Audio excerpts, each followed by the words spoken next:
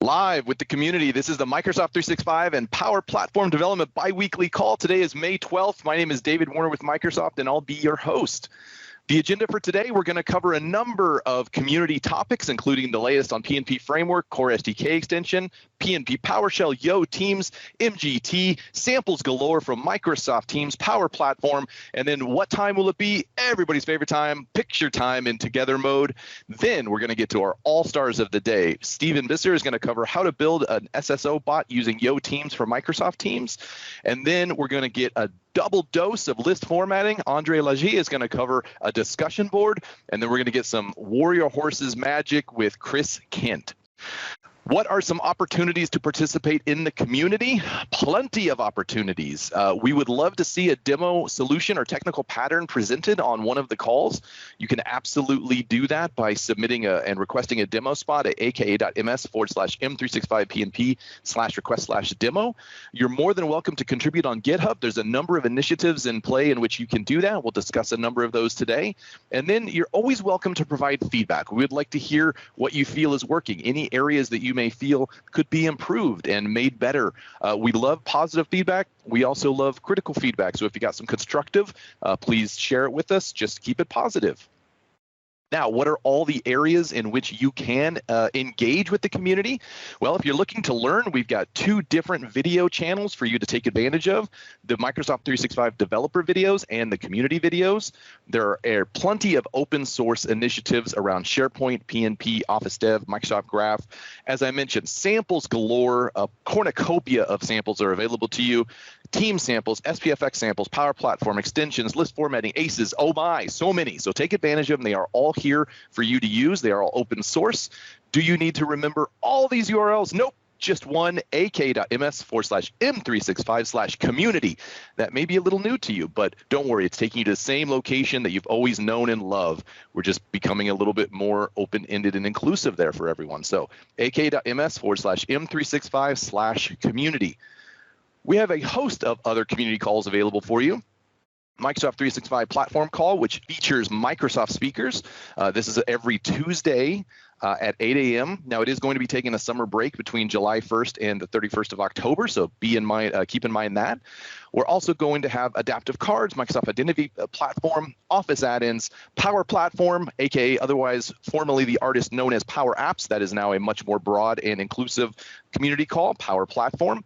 And then we have our two bi-weekly calls, Microsoft 365 and Power Platform Development, which you are in right now, and the Viva Connections SharePoint Framework. You can get to them all at aka.ms/m365/calls.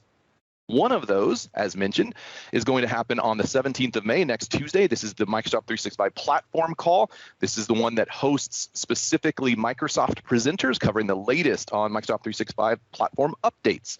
Monica is going to cover integrate graph connector content on ops.com. And then we're going to see Waldick Mastercards and Paolo Pialarsi covering your Microsoft 365 app within the fingertips of employees with Viva Connections. So a fantastic opportunity to get it directly from Microsoft. Now, you're going to see a whole host of opportunities to engage with the community through initiatives, through sample repositories, which you can contribute to. And you may wonder, how do I do that? I'm not familiar with the landscape. Well, Sharing is Caring is a program that provides hands-on guidance to you. These are live, safe space opportunities for you to interact with members of Microsoft, MVPs in the community, and everyone that is contributing within the community in a safe space. We don't record these sessions. There's a number of topics. We're getting more and more scheduled all the time, and we're starting to develop even more topic and session themes for you to be able to get more engaged in areas that you want to be involved in. Next week is our community content docs. This is a great way to show how, if you love to write documentation or help craft documentation, join this call. It is absolutely available to you. It will cover how to contribute via GitHub. You're going to get credit, and it is a safe space opportunity. ak.ms/sharing is caring. Now, once you have contributed to all these initiatives, we want to celebrate and recognize the amazing work that you're doing. The PnP recognition program has been set up to do just that. These are credly formalized badges that are accredited and can be associated to your LinkedIn profile, shared on Twitter, your website, put them on the fridge. Everybody's going to be proud of you. They are absolutely a way for us to celebrate and recognize the work you're doing. We do need you to opt in. There is no cost, but we need to tie your information to your GitHub account and your email address. So you can do that at aka.ms/m365pnp-recognition and be on the lookout. There's going to be some that are going out today for those that contributed in April. So we're always excited to celebrate and recognize all of you doing amazing work in the community. Now, one of our newest and most popular becoming repositories has been script samples. Paul Bullock, tell us a little bit more. Thank you, David. So Script Samples is a repository where you can share your PowerShell or Bash scripts with the community using a variety of tools. There's really no limit. We currently support Microsoft Graph CLI for 365, PnP PowerShell, SPO Management Shell, PowerUps PowerShell, and a variety of other tools. And these samples do get integrated into the unified solution gallery that was recently announced. So it means that your script samples will get further reach, which is super, super cool. We've had some new samples included on the site, so some updates have been made into the testing user language of SharePoint site with Adam Wojcik there, which is super cool. Update to user profile properties from JC Wegelbert, and flow run day summary from Leon Armstrong, which is super cool. So thank you very much for those contributions. Very much appreciated. One thing I just wanted to point out is sometimes I use the word scenario for the samples. So what I mean by that, it's the task that's performed by a specific script. Now, you can say, for example, if you're reporting on items in a recycle bin, you can reference that in multiple tools. So you have a scenario to represent the task, and then within there is multiple scripts that potentially achieve that task. But thank you very much for the samples and contributions so far. And there is a badge as well. So if you do contribute to that space, you can get a badge for the work you've done. If you haven't received that, because it is an opt-in, ping me on Twitter and I will prod David accordingly. Over to you, David. Awesome. Thank you, Paul. And thank you for all these amazing new opportunities to contribute. Next up is PnP.NET libraries, and we'll hand it over to Bert. Thank you, David. In the PnP.NET site, we had, again, a ton of changes. And again, Matthijs Verbeek, big shout out to Matthijs. He did a lot of work in the last weeks, and he keeps on processing issues, adding more features. So he alone was responsible for web template support, for sharing. So you can now easily share a file or a folder from PnP Core SDK under the covers of WS Graph, but it's really super easy as a developer to now share a file and folder using all the different sharing approaches that we have in SharePoint. Event receiver support, so a bit more legacy, but still people needed event receiver support. And then mentioning support in Teams chat. So great work, Matthijs. Thank you very much. Dennis and Daniel also did additional changes and fixes, so all good there. I think now question I have is more like, what do you guys still need in PnP Core SDK? It is getting fairly complete, but we can extend in different graph areas, or there's maybe other SharePoint things that you miss. So for that, I created an issue, a pinned issue in the repo. So if you have ideas, things that you would like to add, go over there and write a note and kind of say like, hey, this would be cool to have, or I want this feature so I can port my CSM code to Core SDK. So just let us know. And with that, let's move to Gautam for PowerShell. Thank you all. Thanks, Bert. Yep, PnP PowerShell is a PowerShell module that you can use to connect to SharePoint Online, Flow, Power Automate, Teams, and host of other Microsoft 365 products. In the latest release that is available in the nightly, we added full support for Viva Connections, Dashboard, Adaptive Card extensions. So we can call it ACEs. So you can do CRUD operations on the Viva dashboard. You can basically add a new adaptive card extension, update it, delete it, or you can just, add that kind of stuff. So that we did that. We also added support for Power Automate. So you can get a specific flow run, or you can even stop a specific flow from getting executed. Another thing is we added full support for the Microsoft Graph. So we can use the invoke PnP graph method, and then you can just basically call any Microsoft Graph endpoints, and you'll be able to get the results from there.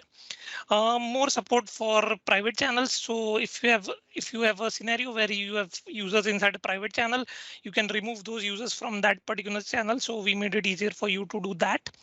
What next? Bug fixes and improvements continue growing on. And yeah, if what I would like to hear from you is what we can do to improve anything else, and would love to hear your thoughts. So feel free to chime in on the discussion board or even open an issue list or an enhancement request, and we can take it up from there.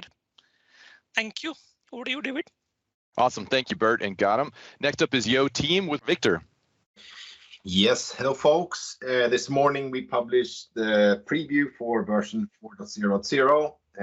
That's I would say one of the bigger releases in the last 18 months. The big news is, of course, to support the new Teams JS SDK version 2.0, which supports promises and all those other really cool things that allows you to build your personal or static tabs and have them hosted in Outlook, Outlook Web, Office.com, and more surfaces going forward. So that is the big news. But we also deprecated a couple of things based on telemetry, things that hasn't been used that much, and just to keep the code cleaner and make it easier to upgrade and those kind of things.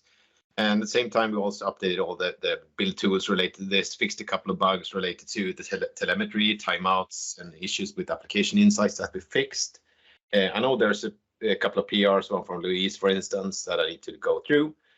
Our aim is to publish this at the build timeframe. Hopefully, we will have the GA version of the Teams JS SDK version 2 at that time. So from then on, you could start building applications or tabs that can run in essentially any Office canvas. Telemetry is still going strong. As I said, it's a bit skewed due to some external dependencies on one of the libraries, but the most interesting thing is that we see the number of daily build events, and that's essentially people building stuff and using it is going up and almost like doubled since 2.5 months back on. And by the statistics, Tuesday is the most popular day to build Teams apps. I don't know why, but that's how it is. Thanks. Awesome. Thanks, Victor. Excellent, exciting work there. Next up is Microsoft Graph Toolkit. Some new MGT sample repository is live. This has been available for a while now, but we're starting to see some more engagement there. Need some help as well. Always willing to accept help from issues, so please don't hesitate to get involved there. Seb is back officially. He will be back on the call next week. We wish him a happy new baby boy, so congratulations to Seb. And I was just talking to him yesterday, and he said he's looking forward to see everybody again here soon. So he said to say hello. Next up is Microsoft Teams samples. There's a new Node TypeScript sample for HR, Talent app, and tutorial. Got a cool Teams app to share? Definitely contribute. This is one of our other areas of sample contributions that we would love to showcase your samples. You can do that at aka.ms/team samples. And last but not least, certainly, is Power Platform samples with April Dunham. Thank you, David. Yes, we don't have any new samples this week. However, if you have Power Platform samples where there's Power Apps, templates, components, Power Automate, Power BI, virtual agents, and all of that good stuff, please contribute to the repo. And we do have another Power Platform contributor sharing his caring session starting up on May 31st. So if you do want to get started with your first pull request and submission to that sample repo, that is a great session to attend. So make sure you sign up and hope to see you there. Back to you, David. Awesome. Thank you, April. And just one more plug on this. April, Hugo, and myself are cooking up a Power Apps cookbook that's going to utilize all the samples that are available here in this repository. So if you want to get more involved there, reach out. We'd love to work with everyone and join this Sharing is Caring session. It will absolutely show you how to showcase and be evangelized for the sample that you're doing. What time is it? It is optional picture time. So Vesta's going to take over, and if you'd like to share your camera to be shared on Twitter and social networks, please do that. Let's change the scene a bit. We still have, let's flip on that greenish thing. So And one more time, recapping. We have had a small issue related on this invites. We are updating all of the invites, but if you have downloaded the ICS, it is pointing to an AKMS address, and that will be redirected to the new invites as the invites are getting created. So hopefully we'll get everybody in the new invites after that. But I'm not recording it, so let me actually do that. And I don't see you sharing either, Vess. I don't know. I'm not. I don't see it. Okay, I need to share then. So that's good. I see Todd fixing his eyebrows and everything, but here we go. We're getting there. There we go. Yes. Now we can see everybody. Now we're recording and we can see everybody, and we are fully booked. So let's do some hand waving, everybody. Thank you for joining on the community once again. Great to see this many people in the call. Thank you, everybody. Have a great rest of the week, and let's move on the real stars of the day, which is the demos. Thanks, everybody. Thanks, David. Thanks, everyone. Thanks, Vessa. All right. Well, we've got a lineup of all-stars. We're going to begin with Stephen on how to build an SSO bot using Yo Teams for Microsoft Teams. So, Stephen, whenever you're ready, take it away. Great. As you said, I'm going to do a quick demo on how to build an SSO bot using Teams. So, quick intro, what you'll need before we jump directly into the demo. First off, you'll need, of course, Yo Teams. So, if you haven't, check out aka.ms/Yo Teams. And then, of course, you will need an Azure bot service instance. So you will need to go to the Azure portal and create one. And obviously, you'll need to register an Azure AD app registration in order to make sure that SSO is working. But I will skip the slides and jump directly into the demo. So I'm in the Azure portal as of now, and this is my Azure bot. And I'm directly on the configuration pane, because if you register a new Azure bot, all you need to do is basically insert a valid messaging endpoint. So in my case, it's basically pointing to my ngrok, which is running locally. And the next thing you will need is you will need to add a new OAuth connection setting with the service provider Azure AD version 2. And in there, you'll basically need to refer to another Azure AD app registration, which will then be making sure that your single sign-on will be working. And all you need to do in there is enter client ID, enter the client secret of that Azure AD app rec. Then you'll need to point the token exchange URL to whatever you have inserted in your Azure AD app, and we'll come to that in a second. And obviously, you will need to refer to the scopes you want to include in your Azure AD OAuth connection setting. And the way the Azure AD app rec looks like is the following. So we have a pretty basic Azure AD app registration. In there, first off, you'll need to make sure that under authentication, the redirect URI for your Azure AD app is pointing to token.botframework.com, because otherwise your bot won't be able to sign the users in. And you'll need to make sure that you have access tokens and ID tokens enabled. And then next up, all you need to do is you'll need to select which API permissions you want to include in your Azure AD app registration. So for the sake of the demo, we have calendars.read, mail.read, we have offline access, OpenID, profile, and so on and so forth. And the next thing, and that's the one of the most important things in here, you'll need to make sure, and I'll make sure that the Azure mask will be toggled off. You'll need to make sure that you have configured a valid application ID URI, which is pointing to API colon /bot ID dash, and that's basically the application ID of your Azure AD app registration. And then you need to make sure that you add the scopes in there, so that the Azure AD app will be taking care of the consent.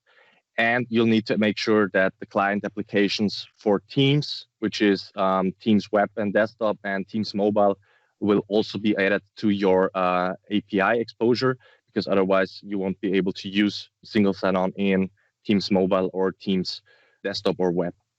And in order to build a bot using Yo Teams, what you'll need to do basically, and I won't go through the whole scaffolding of the project, is you need to download Yo Teams via npm install.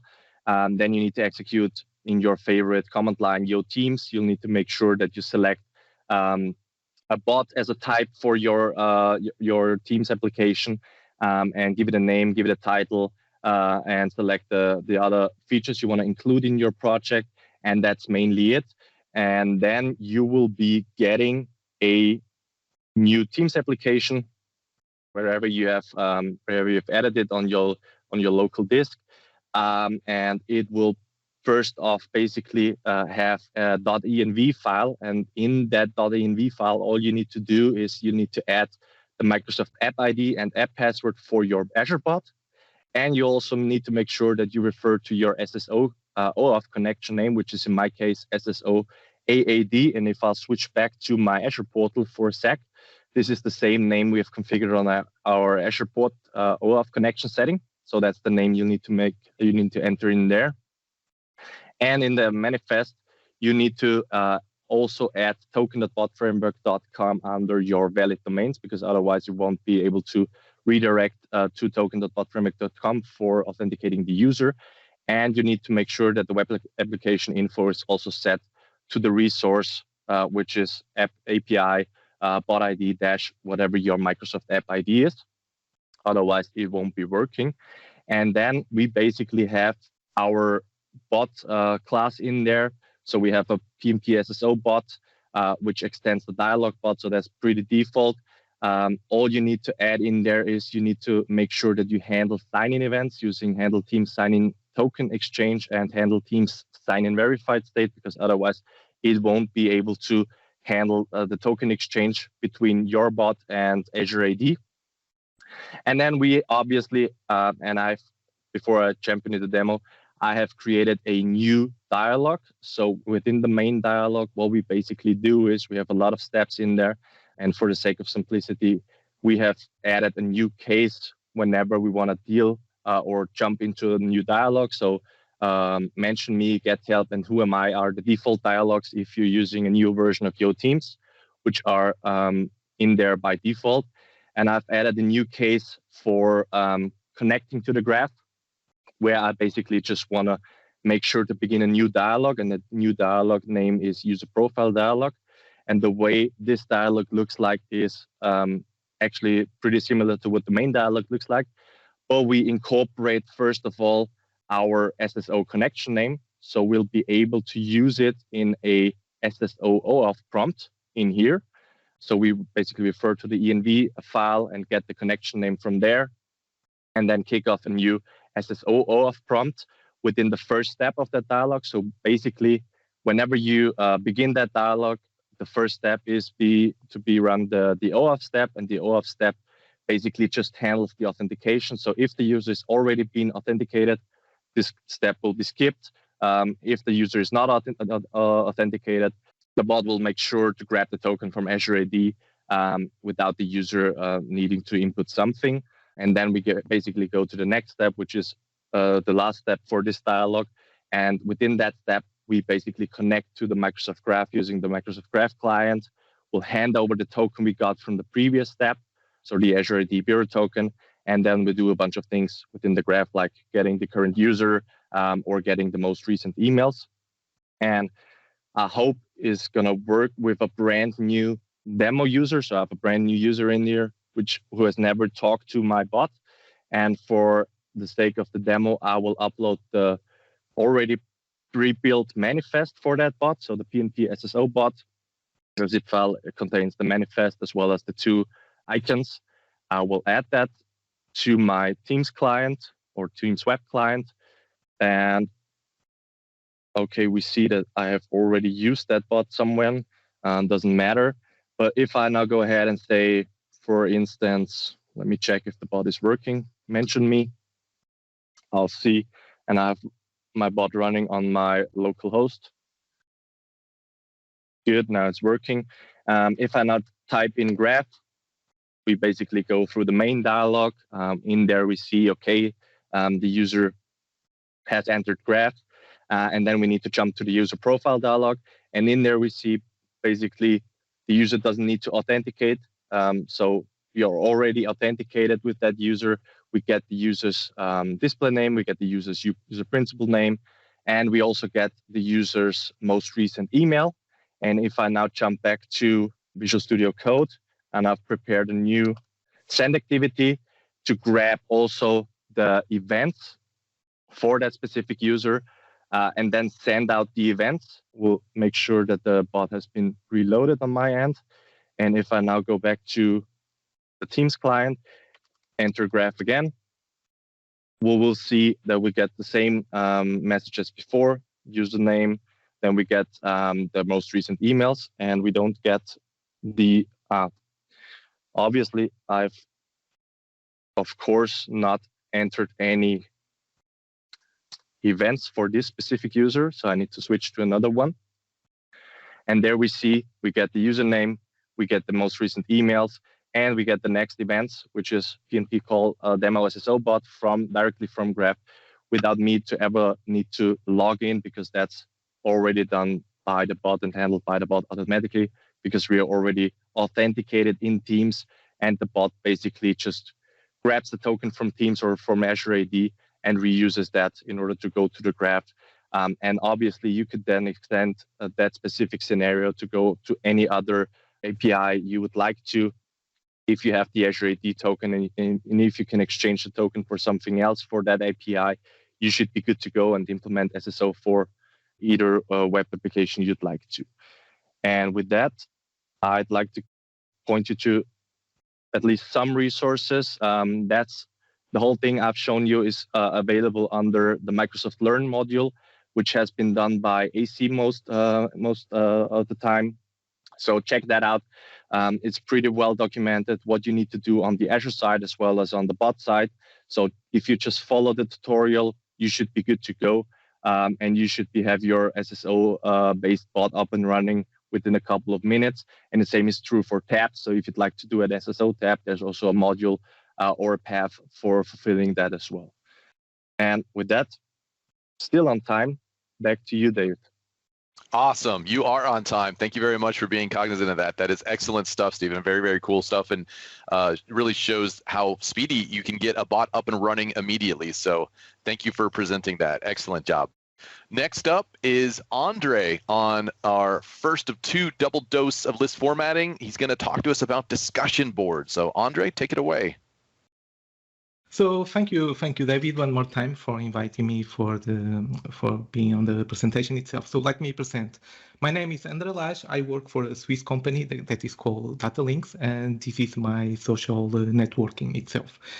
Like I told the last presentation, I talk about the boarding, and today I want to have a discussion regarding the discussion board and how we can formatting that we can easily identify and work itself. So I started like I did it the last time. We do some consulting approach. We try to make the 5 main questions: what, when, why, who, and we try to answer all these questions itself. And for that, we make some analysis what is out there. I make some identification what is with the old discussion board list that was provided, and also try to identify other discussion boards, for example, in GitHub and other service that is around there, and try to adapt what could fit for, in this case, my own needs and can be more user-friendly itself. And using that, I include some additional features that I think can be useful for you and also for the community that can explore and see what is the current capabilities and to give some type of interaction. And this is basically the ability to use some additional menu with features, in this case, a permission checker, the default out-of-the-box options like editing and items, add comments and response. This is different things. One thing is a comment, another is a response of a post, and I will explain later on.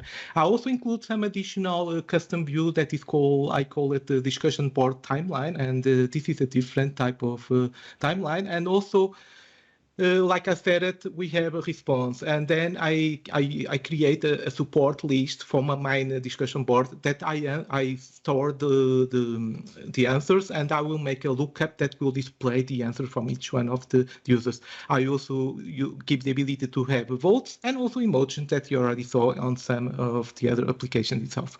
So I'm using for this SharePoint page filter web patch. I will start some Power Automate flows using declarative JSON. and we can use themes for the visualization of the content itself. So what is the goal here? So what I have done is to identify what meta information we're going to have. So with the initial board that users will be able to identify. And from there, they will have the ability to see what is the posting, what is the tagging association, what is the tags and the categories associated there. On your top left, we have also a menu and also a bunch of options that I'll describe it later on. The second part is the card. So the moment we click on the title, we have the title and the description that will be on that post. On that, and any moment we can define emotions. So for example, I like it, I dislike it, I want to have more details, and we can make some small conversation. Nothing complex, very straightforward itself. And below where is the text box area that you can create your comment, and then the workflow will do some action that I'll explain later on. So on the menu itself, so on the initial board, we have so the voting, the category, and in this main area here that we have it, for example, the different meta information title, tags, the created by, the created, and also the category. The category is separated by emoji plus the description, and I make a splitting between both, even they are the same meta information. The created by means who is the user, and we can also see who gave answers to that specific post itself. And when we expand the menu, we also have the ability to have fixed menu options, and this is a majority of the out of the box. And here we have the comments, and we have the response to the post that people use. This option here is a new one that I identified some days ago, and I included. That is the permission checker, and I will say how we can do that. Also on the left, this is a more dynamic, and I wanted to include it because it's not only to make some posting, but we can also include some feature that can support the person who is creating the post to make a better content and a better description. So it's a support feature for the creation of the post itself. So what is the idea? We click on the title, we have the card, and this is the meta information: the title, the description, the emotion, and the answers lookup. And basically, using my support list, I will make the comments that I will include it, and I'll have a small commentary. I have the text box where I will be able to put the text, and then I have all the information regarding the different actions itself there. So what is and here is the flow associated. The moment someone wants to give an answer, he'll fill out this text box here. And the moment it is ready, he'll get the message that you can click it to send the comment. The moment they click send, there is a flow, there is a formatting to call the flow actions, and this will fire the following workflow that will create an item on our support list. And then he's going to collect all the existing responses from that specific item, and is going to update the comment. Another thing that he also does is also creating a comment and also the response on that specific item. And after everything is clear, he's just going to clear the message that the user wanted, and the status will return as normal. I will show on the example. Because we have one main board where people can interact it, there is a second one that I created that is a more timeline approach that is ordered by modify, where we have also the card, but only on the edit, only on the displayed mode. The only option that the users can manage is more on the emotion. They can like it and dislike it. It's more for the visualization. And we can also filter by the different categories itself. And here is the features itself. So every time we have an answer, there is this support list that I group it by the type of the responses. Of course, the lookup will collect this information and we will send it to the main list where you saw on the card the answers itself. And this is the ability how this is how I make the grouping and the customization on the grouping itself of the options. Here is more regarding the permission checker.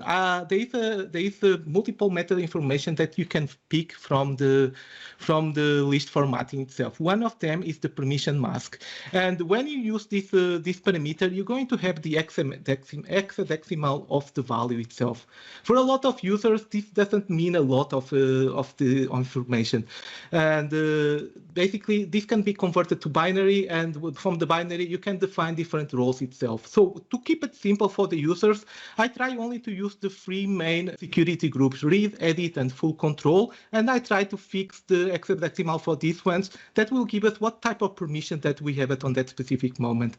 We cannot expect too much from the list formatting, though the only thing I did, I'll just pick the three main hexadecimals and create three main conditions. If you have more groups with more complex permissions, you will need to create and to figure out what is the hexadecimal for this specific reasons itself. But for very basic teams and sites, this will be more than enough. The other option that I have it here is the emotions. What I have done is to create a bunch of validations and values that will be configured in two different columns. One will collect all the emotions from the different users, and the last one, that is the emotion, will register who was the user and what emotion he was associated there. So we have one for the counter and one to identify who did what on the emotion. So let's go to our example. I'm just going to jump to my site, and I'm going to right away to the SharePoint page where I'm using, in this case, the discussion board. As you see it here, you have a filter area, the discussion board, and we call it here on the menu. If you click it here, we're going to have some additional features. This is nothing more than a normal SharePoint list support that I created that interacts expanding and collapsing itself. So, returning to my view itself, what I'm going to do is just going to create a new entry. I'm just making an iframe that redirects to my main area, and I will say post about chemicals for sample. And here I will say this is the content for the post about chemical sample. And here I will call it as a general information that we want to define. I will say this will be used for investigation, and for supporting of our features, we're going to define some main information for percentage calculation. So we have I have one additional feature, and I define that we make an inquiry on 25,000 users, and we have a response of 14587, and we have all our entry for our discussion board. We save it, and he automatically will be returned to our menu option here. So the only option here is there is some time until this is refreshed, but I can always speed it up with the process. And here we have our new post itself. So when I click it here, we have the title, the description, and also we have the ability to add our own emotions. I like it. I will make some research, and I will take a coffee during the investigation itself. And then we have also the ability for the comment itself. For this, I'm going to create, I will go directly to our view, and I'll go directly to my area here, and I'm going to include, this is my custom response. The moment I click enter, he will say that there is some content to be sent. I click it, and the workflow will start to fire. So just one question of seconds, run, and in theory, everything should be already created. So what will happen? Right now, we have a response and we have a comment. Let's give a look how it is appearing. Oh, we have an answer, someone answered itself. And we also have on the menu the ability to see who answered and what amount of answers that we have it. On my flow, I am doing two different actions. One is the response, and if I go to my item, I also include a comment directly here. So this is the flow. Basically what I have done, I created an item in my support list. I collect all the lookups if they already have some answers, and I add a comment.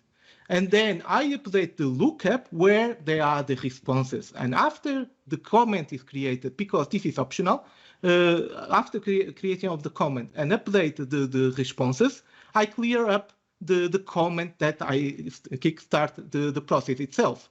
And then if we go to our comment, the comments will be clean and there is nothing waiting for. So I just need to return back itself. And if we expand it, we have also these options here. So as you can see, there is multiple options that we can already see. And one of them is the matrix of the permissions that we have it here. And when I click it on this, a dialog will appear and it will say, what is the full control? For the presentation, I have this grid, but for the formatting I have on GitHub, I have it only what if the information that we have it here. And for example, I have a different user, and this is my guest user here. And as you can see here, this user in these items, they don't have the menu. Why? For this specific user, for this specific item, he only have edit permissions, but for all the other ones, he only have read permissions itself. So this can be very useful when you are making this type of comments.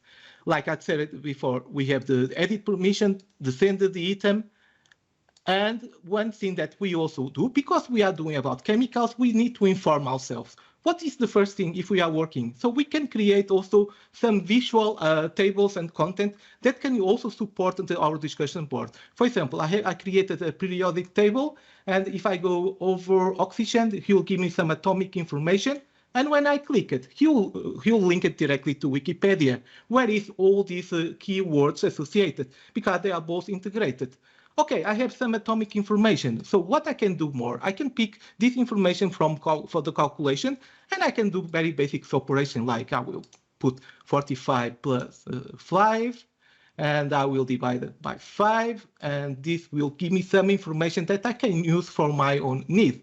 And remember the percentage value. So what we have it here is also, okay, we make this inquiry to 25%, 25,000 persons, and they give me some answers itself. And based on that information, I can say, okay, 59 answer, but at any moment we can go there, and we can also change, and we have a different chart that we can use for our own investigation, what type of information we have it here. At any moment, if you like the posting associated, you can like it. As you see here, there's one already that is already there. So if I click it, I will get the information from me and the other person who clicked it. And also we have the information who gave answers on the item. So I have 2 answers with the 2 users, and at any moment, if we click it there, we're going to have access to the responses itself. So these are the responses, and this is the meta information, how it's done. So I'm just going to return to my main information, and I'm going just to show very fast what is the background here. This is the main information. We have the title, the description, the category. And the voting is nothing more than a person user that is collecting the users who is voting itself. Here is the person for the emotion who is liking and disliking, and the person who is collecting the counting and the answers itself. And this is how I'm making the management. So this is a lookup. So we have a meta information that we can treat it, and we respond the way that you are visualization, have a visualization like today. Returning to my my presentation. So one last action is we have a custom view where we have these timelines, and this is organized by every time I make some change on the item itself. At any moment, we can filter, and we have an organized way how we can see it. If we click on the title, as you can see, we can only see the information. This is good, for example, if we are making a presentation, so on our Teams site. So this is my Teams, this is my content. I want to have a visualization. And we can go to the Teams, and everything looks in a better and nicer way. And in a very simple, not that simple, I have to admit, this is not that simple. We can have a way that we can create some content, we can interact, and we can have some type of responses itself. And this is what I wanted to show, all the different capabilities, the features, the visualization, and the content itself, that you can use it. So on the repository of the list formatting, I have multiple of these different formats, like the calculator, the percentage reporting, and also a simplified discussion board without the responses because of the workflow dependencies. So, and you can use it to create and to interact, even to collect some data that you can use for filtering, and collect it to identify how can you improve your own process itself. And in a very basic way that you can analyze and see what you can do using the list formatting itself. And David, that's everything from my side. Andre, awesome. Really fantastic stuff. Hard pressed for anyone to tell that's list formatting. So well done. And all those samples, as Andre mentioned, are available in the list formatting repository. Well, we have come to the time for Chris Kent and his Warrior Horses list formatting. So Chris, if you'd like to take it away, and the floor is yours. All right. Let me share this here screen. All right, I'm Chris. All right, let's talk about some more list formatting. Woo-woo. All right, so we head on over to our Warrior Horses site. And the Warrior Horses, you know, they're always looking to expand their enterprises, you know, internationally. And in order to do that, they have a series of leads or enemies they're evaluating to potentially pick up to see if they can target them. So they've got a list here called their leads list, where they've got a series of enemies they're kind of working through and tracking some information about them, including their threat level, right? You know, the primary weapon and kind of their status here. Now we want to look at a couple of columns here, and we're going to see how they can work together to, you know, add some nice visualizations to this, but also to show how we can provide some localization. So in order to do that, the first thing I want to do is this threat level is pretty boring, right? It's just a percentage column. Why don't we apply a format to that? So I'm going to head over here to our formatting repo, and I'm going to go into column samples. And because it's a number column, I'm going to go down to where it says number first, right? So that's generally how these work. Go down to number, and I'm going to go to number level bar. And I'm just going to click on the JSON for that. And there is a copy button right here. I just copy that, and I come back here, and I go to my threat level column settings, format this column, go down to advanced mode, so I can just paste the JSON here, copy everything, and paste over it. And when I preview that, now I get this lovely thing, right? So now I've got kind of a number level bar here. The nice thing about this, and let's save that so before I forget, is that it is interactive, right? So I can click this, and it will update you know, the things by about 25% at a time. So now we've got a nice threat level, and that's cool, but we also want to do something with this threat level, right? So it's great. We've got one suggested threat here for poor Martha Washington, right? But what about the rest of these guys? You know, we could provide a threat, but what if we want to provide one when one is not provided, right? Based on the threat level. Well, good news, that's exactly what we're going to do. I'm going to go to column settings. We're going to format this column. This is also a sample, but because we're going to build a little bit together, I'm not going to copy it off the site. And I'm just going to paste it here, and then we'll take a look at what it's actually doing. Let's scroll that over a little. Let's make this a little bigger as well. There we go. Let's preview it. And so what this is doing is nothing. Ignore that. I grabbed the wrong one. Let's grab this one, which is very, very similar, but and it'll look exactly the same, except the difference is it's only English. So here's what's happening there. So the very first thing we do is we check to see, hey, is the current field filled out? And if it is, just use that, right? So we're going to continue to use the suggestion that they have manually input. Otherwise, we're going to do it based on the threat level. Now, this is super fun to read, and it's about to get more fun. But the idea here is, right, it's just nested if statements. So we're saying if the threat level is greater than or equal to 1, which is 100%, and percentage fields, right? Percentage fields are 0 to 1. All right, then we're just going to put ye shall be trampled. We see that right up here, and so on, right? So then we just keep going. So then our else condition is a secondary if. So this is kind of how we're doing. It's almost like a switch statement, but with more characters, so even more fun. All right, so we go all the way down, and then we've got a default value here, which is 0. You know, anything lower than 25%, you're going to have a great day. So that's cool. All right, now what if I were to come in here and I'm coming in from Germany, right? Well, these threats don't do me a lot of good because maybe I don't speak English, right? I want to know what ye shall be trampled in German is. So one of the things we could do is let's check out, there's a value here to determine what language we currently are. So when it comes to localization, you don't apply a format per language. So, you know, like page translations, you would provide a translated page and it actually exists as a separate page. It's all tied together and that's great. With formats, it's not near as clean. In fact, it's a little dirty. And we're going to take a look at that, but we finally have an option here. But the difference is you will do it all inside a single format rather than having a format per language, which, as you might guess, when you've got anything of mild complexity, gets real fun. So what we're going to do is first we're going to see that we have a new magic string called @LCID. So that's the language code ID. All right, and we're going to just, in this case, we're just going to add it so we can see what it looks like. We're just adding it right before our message, right? So preview that and we can see, so English United States is 1033, right? So 1033 is that language code, and that's cool. And if we save that, just so we can continue to see that, if we head over to our site settings, we're going to go to our regional settings, and we're just going to switch it to German for now. I will go German from Germany. Hit OK. Hit OK again, because apparently I didn't hit OK properly.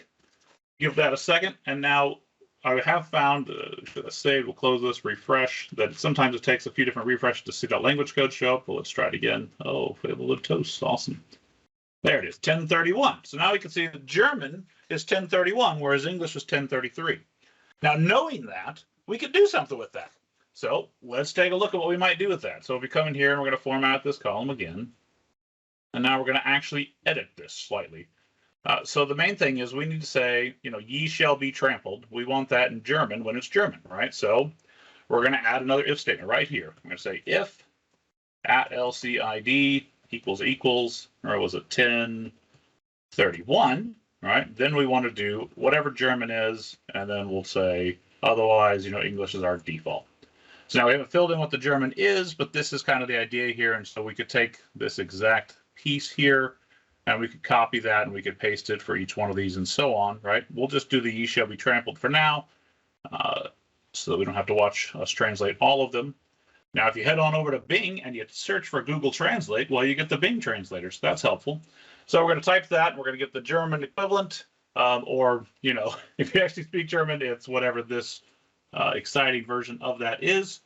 And we're going to paste that in here, and we're going to say, ye shall be trampled is ihr werdet Fußen, I can't speak German. There we go. All right, so there we go. And if we preview that, now we see in German, we get the German translation rather than the English. The other ones, we haven't put that on there, so they're still coming back with the only option we've given them, which is pretty awesome, right? So if we were go a little further with that, and I'm just going to copy it. So I've gone ahead and translated each of these, so we don't have to watch me paste all of that. We'll preview that, and now we've got German for all of them, except for the one that we provided, since we're providing just the direct value they typed. But you can start to see this is a little intense, right? Not only am I doing if statements for the threat level, now I've got if statements inside the results for the individual language code. But wait, there's more! How exciting! So now if we come back and we go to our site settings, and what if, we just pick, instead of German from Germany, we pick German from Austria. Right, and we'll hit OK here. We got to wait for that post back, so I'll hit OK. Give that a second, and now let's refresh that, and we should see it'll take a minute. Did we not save our? No, we didn't. Because let's go back here and add it. We need to format this column. When I pasted that, I took out our LCID, so let's put that back in. So at LCID plus colon, bang, boop, boop. There we go. Now we have that back in, so we can see what the LCID value is. You can see it's still coming back as 1031 German. So let's refresh and see if we get German for Austria. There it is. German from Austria is 3079. And you'll notice that it is all English.